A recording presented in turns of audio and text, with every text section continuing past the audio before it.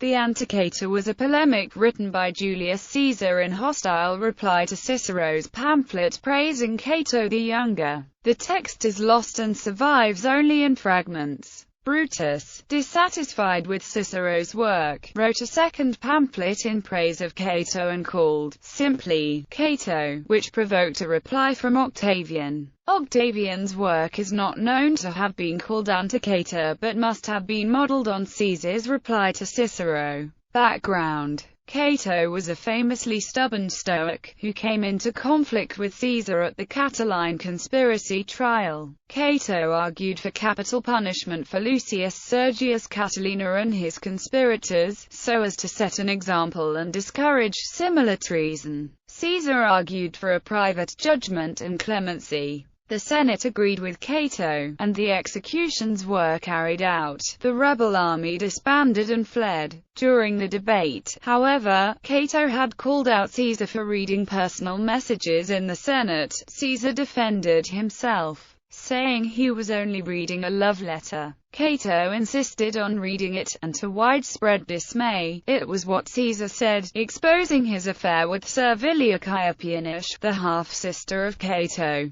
Servilia was forced to divorce. Next, during the triumvirate of Caesar, Pompey, and Marcus Licinius Crassus, Cato interfered with Caesar's plans for a triumph for himself, while supporting one for Pompey. Cato opposed Caesar's every political step afterward, in particular leading the opposition to Caesar's return to Rome in 49 BC without relinquishing his proconsulship.